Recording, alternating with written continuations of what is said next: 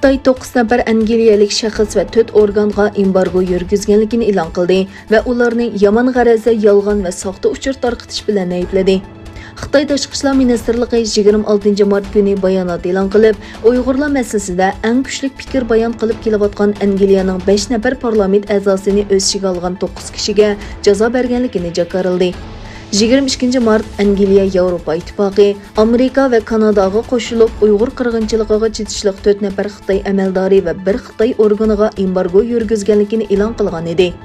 Angliya Baş ministri Boris Johnson bu kishilarning Uyg'urlarga qarshi ig'ir kishilik huquq tafsandichiligini oshkorlashda muhim rol o'ynaganligini bildirdi.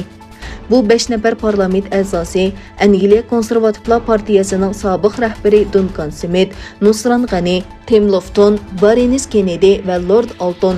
Ularning hammasi Xitoyga qarshi parlamentlar aro ittifoqning a'zolari. Imbargo yürgüzilgan boshqa kishilar bo'lsa, Xitoy tadqiqot korpusiga rahbarlik qiladigan parlament a'zolari Tom Togindad va Neil O'Brien, Osonliq millatlar to'piga qaratilgan vahshiylikni tekshirayotgan Uyg'ur sud mahkamasining raisi advokat Sergey Ferines, Newcastle universitetining ilmiy tadqiqotchisi Joe Sims Finley, uning tadqiqoti Uyg'urlarni asos qiladi. Mazkur jazo bo'yicha bu kishilarning Xitoyga, jumladan Hong Kong va Makao, Aumin qatorliq joylarga berishi man'iy qilinadi ekan. Shuningdek, ularning Xitoydagi barliq mol-mulki to'nglatildi ekan. Shuning bilan birga Xitoydagi hech qanday shaxs yoki o'rinning bu kishilarni Xitoyga taklif qilishiga ruxsat qilinmaydi ekan.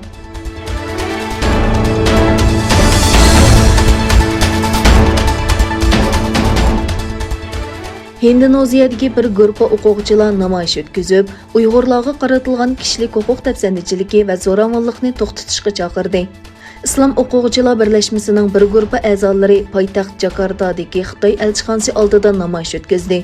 Hindoneziya hukumatini Xitoy mahsulotlarini boyqut qilishga chaqirgan faoliyatchilar Sharqiy Turkiston rayonidagi kishilik huquq tafsandichiligining xalqaro adliya sudiga sunilishini talab qildi.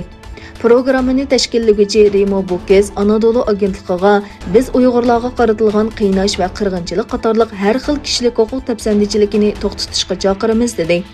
Boshqa din va guruhlardan kelgan kishilarni Xitoyga qarshi namoyishga taklif qilgan Bukes mundaq dedi. Tilga ilingan masala musulmonlarni qirg'in qilishla emas, balki insoniyatni qirg'in qilish masalasidir.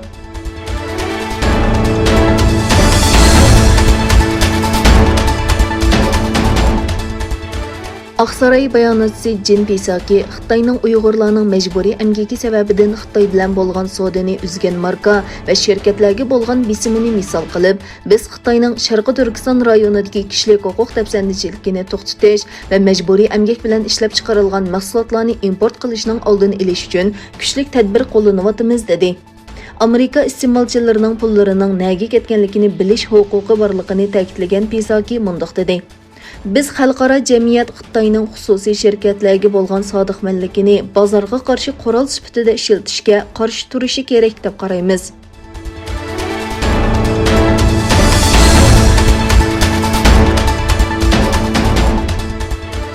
Eron Tashqi ishlar ministrligining bayonotchisi Said Xatibzoda o'z davlati bilan Beijing orasida Xitoy qo'zg'agan bir belvoq bir yo'l turiga qatnashishni planlagan 25 yillik hamkorlik kelishimining imzolanganligini e'lon qildi. Xatibzoda rasmiy ziyorat uchun Eronga kelgan Xitoy Tashqi ishlar ministri Wang Yining ziyorati haqida bayonot e'lon qildi. Xatibzoda ikki davlatning 25 yillik hamkorlik kelishimi imzolab, Xitoy qo'zg'agan bir belvoq bir yo'l turiga qatnashishni planlaganligini bayon qildi. Bu kelishimning tunji qatim Xitoy prezidenti Xi Jinpingning 2015-yili Tehrondagi ziyorati jarayonida kun tartibga keltirilganligini bayon qilgan Xatibzoda mundaq dedi. Bu kelishimda ikki davlatning har qaysi sohadagi hamkorlikning iqtisodiy o'lchami va Eronning Xitoyning bir belvoq bir yo'l turiga qatnashish yo'l xaritasi nazarga olindi.